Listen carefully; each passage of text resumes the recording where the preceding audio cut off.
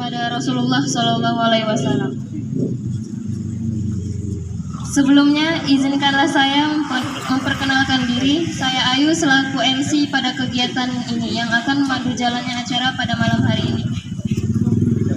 Saya ucapkan selamat datang dalam acara Talk Show Hari Guru Nasional 2022 dengan tema Guru Inspiratif, Berbagi Inspirasi dan Berinovasi. Sebelum memasuki acara yang pertama, izinkan saya untuk membacakan susunan acara. Adapun sesi pertama yaitu pembukaan oleh MC, sesi kedua sambutan-sambutan, sesi ketiga talk show, sesi keempat hiburan, sesi kelima penyerahan piagam penghargaan, dan sesi terakhir penutupan oleh MC. Memasuki acara kita yang pertama yaitu pembukaan. Marilah kita bersama-sama membuka acara ini dengan membaca basmalah. Bismillahirrahmanirrahim. Acara selanjutnya adalah sambutan-sambutan. Sambutan yang pertama dari Ketua Umum HMI Komisariat Ibnu Sina Sika. Kepada Kakanda, waktu dan tempat kami persilahkan. HMI Komisariat Ibnu Sina, di mana HMI Komisariat Ibnu Sina ini yang membawahi wilayah kerjanya adalah Unima beragama Islam. Kita panjatkan salawat dan taslim kehadirat Nabi besar junjungan Nabi besar Nabi Muhammad SAW. Contohnya saja sekarang ada program dari pemerintah dan juga bekerja sama dengan kampus di Indonesia namanya Kampus Merdeka. Nah, Kampus Merdeka itu kalau kalian mencermati ada anak-anak atau mahasiswa ikut turut serta mengajar untuk kita semua. Perlu peserta ketahui bahwasannya pada malam hari ini kegiatan Cafe Talk Show dalam rangka memperingati Hari Guru Nasional tahun 2022. Kegiatan ini dilaksanakan oleh teman-teman dari Himpunan Mahasiswa Islam Komisariat Ibnu Sina Sika dengan tema yang diangkat yaitu Guru Inspiratif, Berbagi Inspirasi dan Berinovasi. Kemudian dari tema yang diangkat telah dihadirkan diundang dua narasumber. Untuk itu langsung saja saya mengundang kedua narasumber untuk menempati posisi kursi yang sudah disediakan di depan. Demikianlah apa yang telah disampaikan oleh narasumber pertama. Sekali lagi mari kita berikan aplaus yang meriah kepada narasumber yang pertama. Kemudian kita memasuki narasumber yang berikutnya yaitu narasumber kedua. Untuk itu kepada Kak Wempi, waktu dan kesempatan saya persilakan.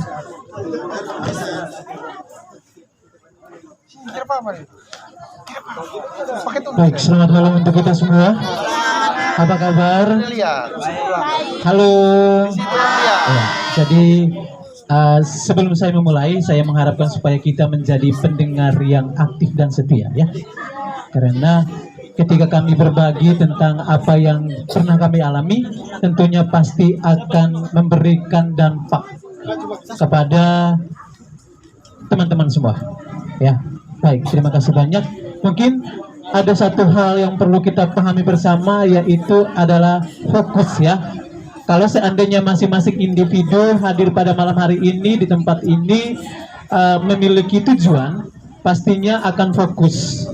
Untuk itu, boleh atau tidak, saya punya waktu berbicara untuk berapa lama? 20 menit, ya. Baik, 20 menit ini saya bisa tidak mengharapkan pada teman-teman semua untuk boleh meninggalkan HP-nya, ya, untuk boleh meninggalkan HP-nya, terus bolehlah lihat saya, karena saya hadir di sini diundang untuk menjadi inspirasi untukmu semua. Baik, oke. Kita sepakati, ya. Sepakat, ya. Oke, terima kasih banyak atas kesepakatan. Jadi kalau kita sudah sepakati, maka kita harus taati kesepakatan itu. Baik, terima kasih banyak HMI sudah mengundang saya. Ini adalah kehadiran saya di kali kedua di tahun 2020. Juga di tempat ini saya juga diundang untuk bisa memberikan materi waktu itu tentang merdeka belajar ya. Oke. Hari ini menjadi guru inspiratif. Saya berpikir bahwa ketika disampaikan apa yang bisa saya bagikan, mungkin pengalaman-pengalaman saya bisa bagikan kepada teman-teman semua. Baik, tadi apa yang dilakukan oleh Pak Natsir betul ya, Pak Tamrin, ya, Pak Nasir ya, Nasir bukan Naksir ya, itu sudah sangat inspiratif sebenarnya. Jadi menjadi guru inspiratif ya seperti itu. Mungkin apa yang dilakukan oleh Pak Nasir tadi itu mungkin di zaman kita ketika kita sekolah mungkin kita jarang untuk menemukan itu, bukan tidak ya, tapi mungkin jarang, mungkin 1 dari 1000. Tapi malam ini teman-teman sudah menemukan sesuatu, termasuk saya sudah menjadi guru pun menemukan hal baru.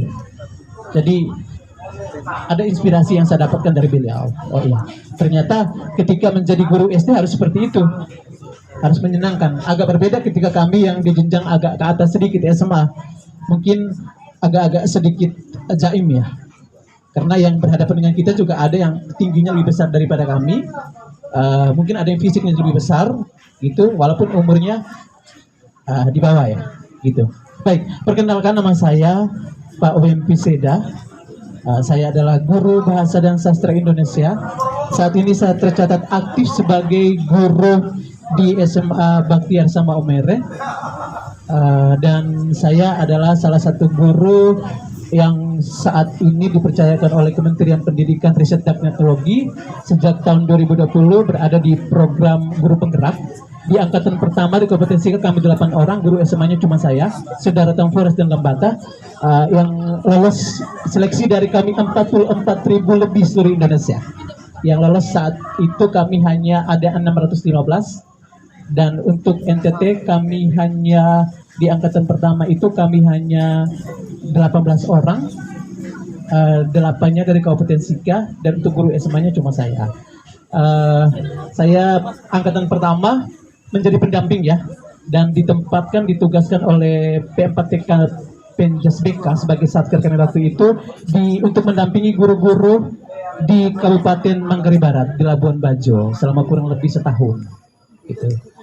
Terus setelah itu di tahun 2021-2022 awal saya mengikuti lagi seleksi untuk menjadi fasilitator guru penggerak. Nah, di fasilitator guru penggerak saya lulus seleksi dan ditempatkan menjadi salah satu fasilitator nasional untuk calon guru penggerak, Bapak Ibu guru penggerak di 2 kabupaten di Nusa Tenggara Barat, yaitu di Kabupaten Dompu dan juga Kabupaten Sumbawa. Jadi hari ini sebelum saya kemarin di kotak, saya minta untuk saya waktunya di jam 7, karena memang dari jam 4 sampai jam 6 saya harus bersama dengan teman-teman di Kabupaten Sumbawa, dan sebenarnya saya harus jam 9 ini saya harus sudah mulai dengan teman-teman di Kabupaten Dompu.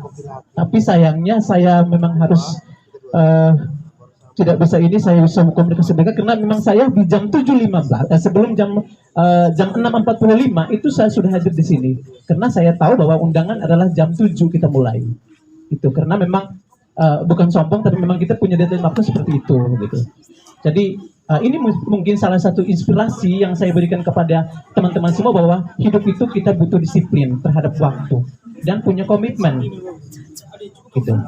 Ya, baik. Ada 5 hal yang ingin saya bagikan kepada teman-teman semua, mungkin calon guru dan juga tidak. Tapi dalam hidup itu, ketika kita ingin menjadi guru yang inspiratif, yang pertama adalah kita harus mulai dari diri. Mulai diri ini sejak apa? Ya, kita harus mengenal diri kita. Kita harus mengenal potensi diri kita. Apa yang saya punya? Yang saya punya apa? Kita tidak boleh memaksakan lebih terlalu jauh tentang apa yang ada di dalam diri kita. Kalau memang toh kita makan yang enaknya cuma nasi dan garam, kenapa kamu harus makannya daging sapi dan segala macam? Toh nanti itu membuat kolesterol dan segala macam. Tidak perlu menuntut hidupmu untuk menjadi yang lebih tinggi, tapi jalani apa yang sesuai dengan apa yang ada di dalam dirimu. Itu yang disebut dengan mulai dari diri. Kita mengenali diri kita, potensi kita. Percayalah teman-temanku semua, bahwa manusia itu lahir sudah dengan potensinya masing-masing. Saya bisa berada di hadapan teman-teman semua karena saya mengenal diri saya. Kalau saya tidak mengenal diri saya dengan baik, tidak mungkin saya bisa berada di hadapan teman-teman semua. Yang kedua, itu ada istilah ekspor. Ketika kita sudah mengenal diri kita, maka kita perlu ekspor. Ekspornya apa? Kita perlu mengenal apa yang ada di dalam diri kita ini lebih jauh dengan mengekspor diri kita, yaitu belajar daripada orang lain. Ketika saya sudah mengenal diri potensi saya, kira-kira apa yang perlu saya buat supaya untuk meningkatkan potensi yang ada di dalam diri saya ini? Ya kita perlu belajar pastinya ya. Nah, yang berikut ada yang dinamakan dengan setelah kita mengekspor, maka kita perlu kolaborasi. Kolaborasi itu apa? Kolaborasi itu kerjasama. Kerjasama seperti apa yang kita butuhkan? Kerjasama dengan orang-orang atau dengan apapun yang tentunya akan bisa memberikan dampak yang positif terhadap kita. Itu yang disebut dengan kolaborasi. Apakah teman-teman pernah melakukan yang dinamakan dengan kolaborasi? Pernah melakukan kolaborasi? Halo? Pernah ya? Ya, contoh seperti malam ini teman-teman HMI bisa melakukan kegiatan ini karena ada kolaborasi, karena ada kerjasama dari berbagai macam pihak. Termasuk teman-teman semua yang ada di sini adalah bagian daripada kolaborasi itu. Kalau seandainya teman-teman mungkin tidak membeli tiket atau karcis, kegiatan ini tidak akan terjadi. Karena buat apa kami berbicara terus tidak ada yang mendengarkan kami? Kan begitu, itu kolaborasi. Nah, yang berikut ada yang dikenal dengan demonstrasi. Nah, setelah kita melakukan kolaborasi, maka kita perlu melakukan dinamakan dengan demonstrasi. Demonstrasi itu apa? Kita perlu melatih diri untuk melakukan sesuatu yang berkaitan dengan bagaimana meningkatkan kompetensi diri kita. Maka kita harus berlatih. Ketika malam ini saya berbicara kepada teman-teman, ya kalau teman-teman dengar telinga kiri keluar telinga kanan bertapahnya di pelabuhan, percuma.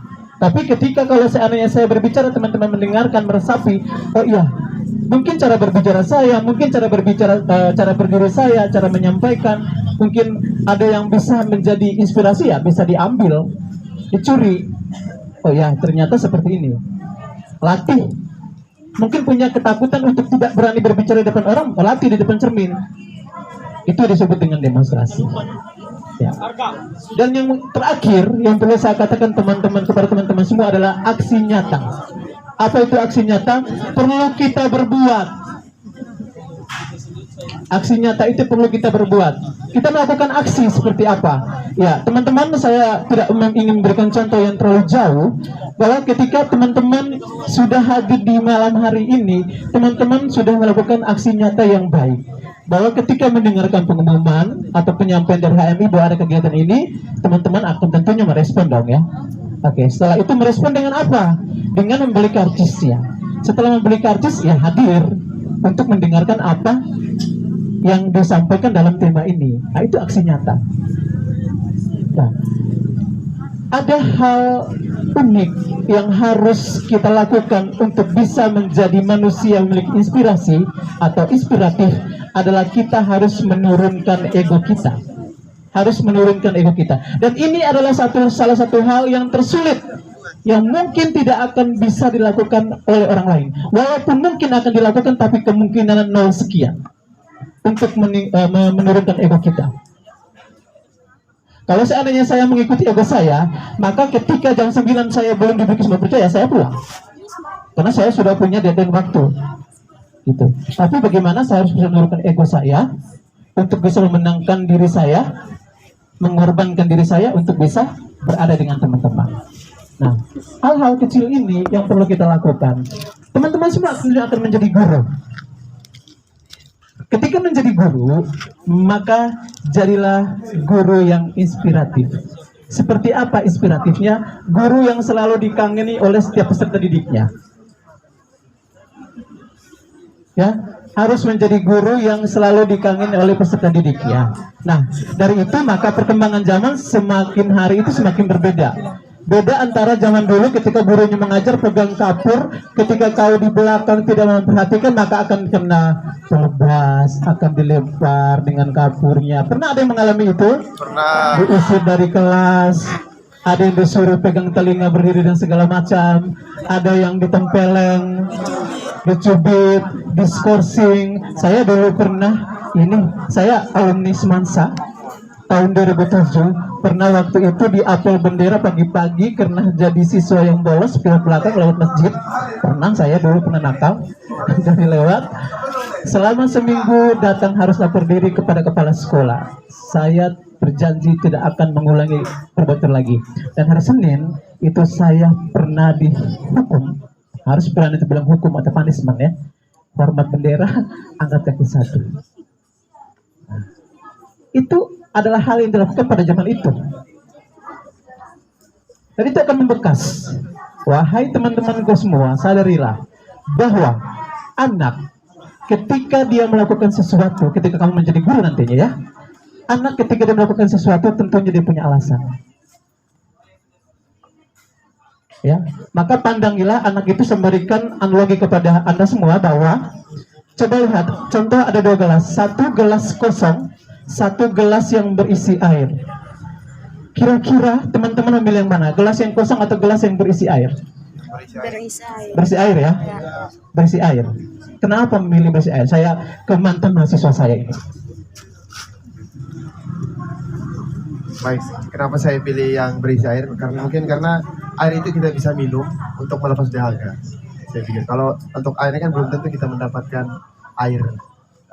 Dari gelas kosong itu kita belum tentu mendapatkan air. Menurut saya pilih yang berisi air. Baik, terima kasih. Ada yang pilih gelas kosong? Yang mana yang pilih gelas kosong? Siapa? Ini calon guru atau preman? Saling tunjuk ya. Oh begitu, baiklah. Tidak apa-apa, tapi tentunya juga ketika menjadi anak teknik kan pasti harus belajar dari guru dong. Yang baju ungu itu, Pak. Yang mana? Oh oke. Baju ungu kan juga mantan mahasiswa saya. Kalau saya pilih gelas kosong, karena dari gelas kosong itu kita bisa memilih mau pilih kopi, air putih atau yang lainnya. Baik, terima kasih. Apakah saya akan menyatakan yang berisi air benar atau yang berisi yang kosong benar? Tidak. Semua jawaban itu benar. Kenapa? Karena itu menurut versinya dia. Ketika kita menjadi guru, maka kita tidak memperlakukan murid dengan maunya kita, tapi kita harus memperlakukan murid dengan maunya dia. Anak lahir sudah dengan potensinya masing-masing, maka seorang guru ketika dia mengajar tidak boleh menuntut yang lebih kepada anaknya, karena anak sudah punya potensinya masing-masing. Maka yang perlu dilakukan oleh guru adalah harus mengenali potensi yang ada di dalam diri peserta didiknya itu, muridnya itu. Analoginya seperti ini, biji jagung ketika ditanam dia akan tumbuh menjadi jagung, dia tidak akan mungkin bisa menjadi padi. Begitu juga sebaliknya, padi ketika ditanam akan tumbuh menjadi padi, dia tidak mungkin akan menjadi jagung. Sama seperti anak-anakmu nanti yang ada di dalam kelasmu, mereka lahir sudah dengan potensinya masing-masing, sehingga kita tidak bisa menyamaratakan itu. Maka ketika menjadi guru yang inspiratif, apakah hanya cukup menjadi guru yang inspiratif? Tidak. Kita harus juga memiliki sifat inovasi. Inovasinya apa? Nah, teman-teman dari HMS sudah berinovasi dengan baik. Kenapa? Mengundang saya dengan Pak Nasir. Kami adalah saat ini berada bersama dengan Kemendikbudristek di kegiatan program sekolah penggerak dan juga guru penggerak. Itu adalah program utama dari Kemendikbudristek. Bagaimana kami harus berbagi. Makanya malam ini walaupun dengan waktu yang cukup mepet dan segala macam, saya harus hadir karena memang tujuan kami, tugas kami adalah untuk berbagi. Ya, tujuan kami itu untuk berbagi. Jadi saya nanti tanggal 2 dan tanggal 3 juga harus berbagi kepada teman-teman yang ada di presisi. Jadi memang jadwal cukup padat, tapi mau tidak mau harus berbagi. Berbagi itu kapanpun, dimanapun, selagi kita bisa. Teman-teman, ada 2 hal yang perlu teman-teman perhatikan. Teman-teman mengenal istilah pendidikan? Ya, teman-teman, pernah mendengar istilah pendidikan? Pernahkah mendengar istilah pendidikan? Pernah ya, oke. Pernahkah mendengar istilah persekolahan? Pernah, baik. Saya coba ke primisi ya. Oke, antara persekolahan dengan pendidikan pilih yang mana? Baik, beliau memilih pendidikan. Saya kesini lagi, antara persekolahan dengan pendidikan pilih yang mana? Pendidikan. Pilih pendidikan. Baik, ada yang pilih persekolahan antara pendidikan dan persekolahan? Pilih pendidikan. Baik. Mengapa kau pilih pendidikan? Ya, karena kalau pendidikan itu dia mencakup berbagai macam kecakapan dalam diri, baik itu kognitif, afektif maupun psikomotorik. Jadi itu lebih Mantap, pilih, Ketua. pendidikan ketimbang persekolahan. Ketua Panwas. Baik, ini Bapak ini Pambaslu Kecamatan Alok Timur ya. Ya, dari PGSD terjun ke ya begitulah, itulah berorganisasi gitu ya. Baik. Pendidikan itu bisa didapatkan kapan, di mana saja, dengan berbagai macam cara. Tapi kalau persekolahan tentunya itu terintegrasi ya, diatur ya, diatur. Makanya di dalam pendidikan sekarang itu lebih ditekankan kepada bagaimana pendidikannya, bukan persekolahannya. Kalau persekolahan datang, aturan hari Senin, topi, baju, dasi, celana atau rok, sepatunya tuh harus hitam, tidak boleh belang-belang. Kaos kakinya harus putih. Kalau seandainya melanggar itu kena pasal berapa? Kan begitu persekolahan. Kalau pendidikan saat ini ya, ini adalah pendidikan. Jadi bisa di mana saja, kapan saja, dengan cara apa saja. Begitu. Saya ingin katakan kepada teman-teman semua bahwa hadirlah seutuhnya dan jadilah dirimu sendiri tanpa harus bisa menjadi orang lain secara berlebihan. Jadikanlah orang lain itu sebagai inspirasimu dan bergeraklah untuk melakukan sesuatu, untuk bisa melakukan inovasi terbaik dalam dirimu. Tetap menjadi dirimu, tetap menjadi inspirasi bagi orang lain, dan berinovasilah demi kemajuan bangsa ini. Selamat malam dan terima kasih. Mohon maaf apabila ada kekeliruan. Saya kembalikan ke moderator. Semoga tidak lebih waktu saya ya.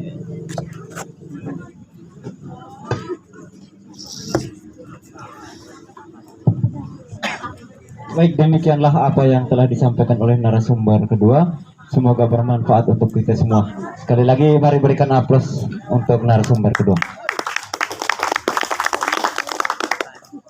Ada beberapa poin yang bisa diambil dari apa yang telah disampaikan oleh narasumber pertama dan yang kedua, bahwa untuk menjadi guru inspiratif itu yang perlu kita tanamkan terlebih dahulu itu adalah berakhlak mulia.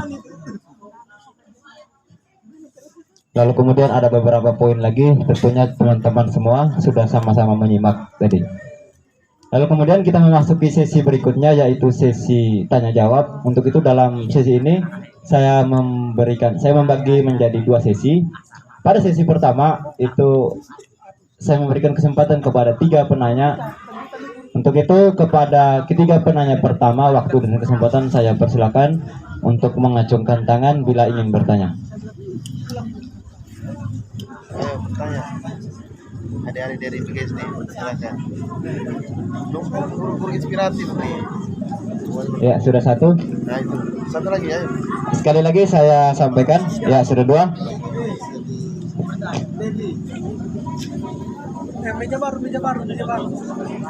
Sekali lagi saya sampaikan, kita memasuki sesi tanya jawab. Untuk itu pada sesi pertama saya buka 3 pertanyaan. 2 penanya, masih kurang 1 penanya. Waktu dan kesempatan saya persilakan, jika teman-teman ingin bertanya maka acungkan tangan.